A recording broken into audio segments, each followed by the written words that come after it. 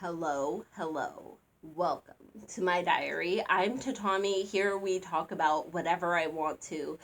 And today we're going to get into something that may make folks uncomfortable. I'm not sure. Y'all, typically I try to give some sort of warning to my situations involving childhood sexual abuse and childhood abuse, abuse by somebody who you trusted as a parent.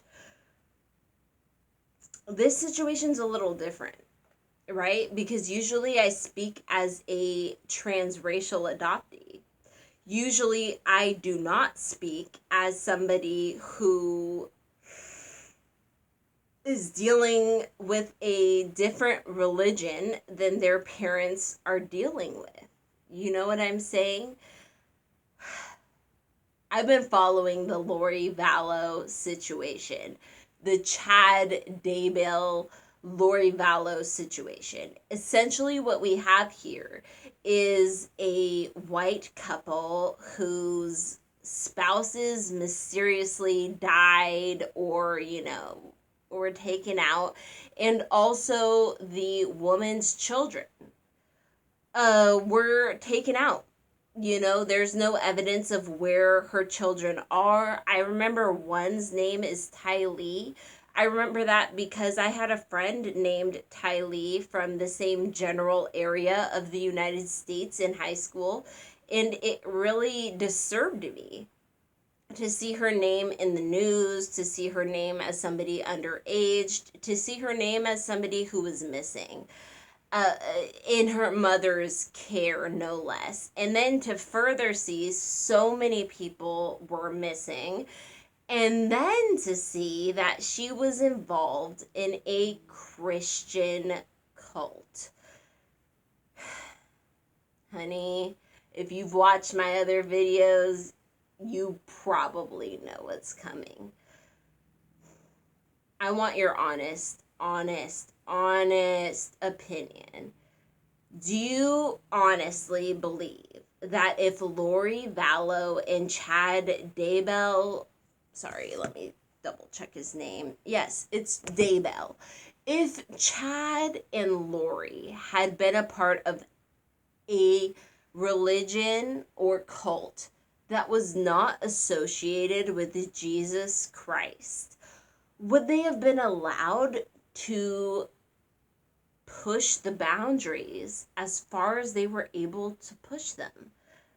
I want you to be honest with yourself. If you had heard that they were part of a voodoo doomsday cult that believed people were all going to die within the next year, if they had believed they were a part of an Inuit totem pole type end of the world scenario, would people have taken it as serious?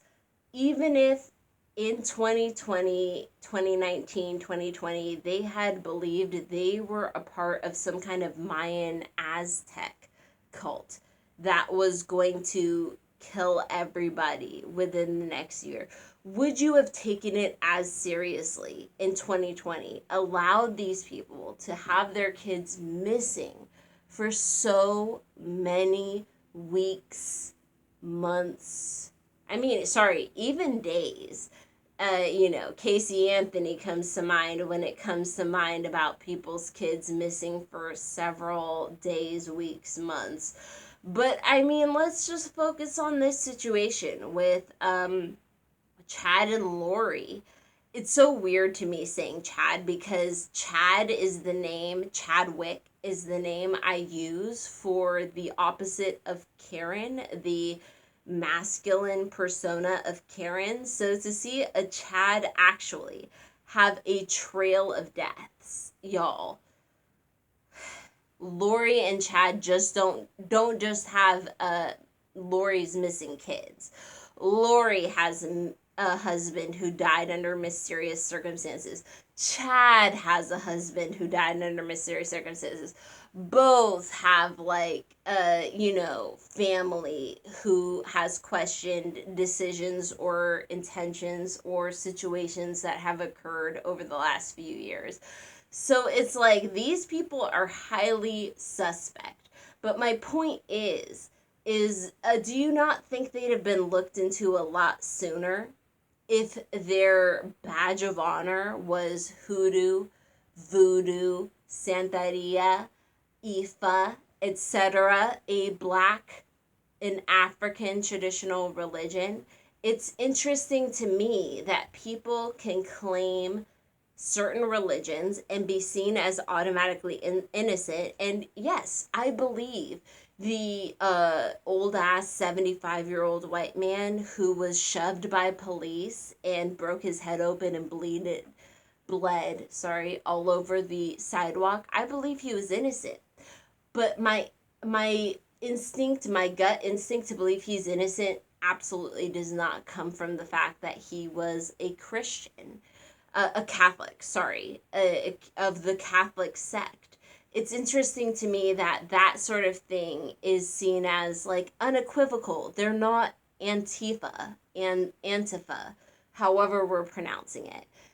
They're not this because they were Catholic. But if somebody was a deeply religious person who practiced voodoo, hoodoo, etc., I don't believe they'd be given the same amount of, reasonable doubt. I don't believe they'd be allowed to have their kids missing. People would believe they sacrificed their kids to the gods even though they don't understand voodoo at all. They'd be willing to believe that their kid was sacrificed to the gods or another kid was sacrificed to the gods just because voodoo was involved, hoodoo was involved, santeria, Ifa, etc. was involved. That worries me. It makes me really question things. I think Lori and Chad should be in jail, but it also makes me wonder why they weren't in jail or held in custody due to the vast amount of evidence months before all of this was clear. It was pretty clear Lori and Chad had a lot of shady shit. And I honestly feel that if, Deshawn and, Shaniqua had this same amount of evidence against them, they'd have been arrested long before Hawaii. So there's a lot of me that questions this situation, and it makes me question Christian privilege, because a lot of us are expected. If we don't give them this benefit of the doubt, we're considered oppressors.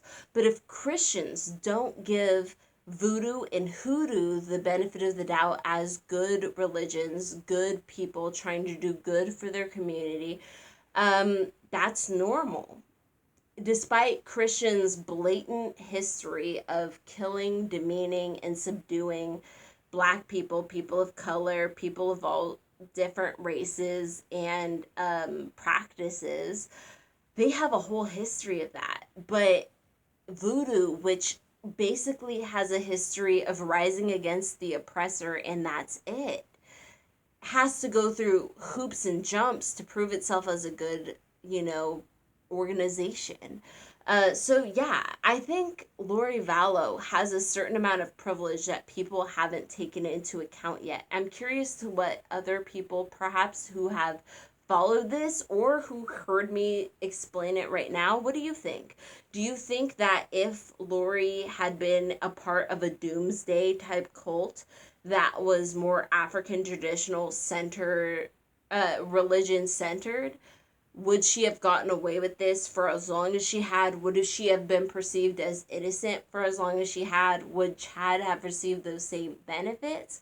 Or do you think, honestly, that if she had been labeled as hoodoo, voodoo, Ifa, Santeria, etc., from the jump, would she have been given these same doubts? And would she have been, allowed to continue with her kids missing? Because, in my honest opinion, these kids missing, if it was like a dark skinned black person who practiced voodoo openly, the cops would have swarmed their place, put them under house arrest long before they vacationed in Hawaii.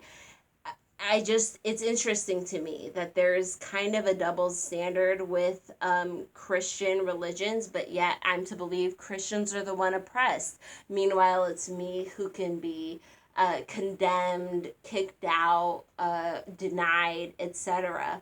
from the jump, just from appearing to practice an African traditional religion. Let me know what you think. May your ancestors and spirit guides be with you at every crossroads, and I will see you next time.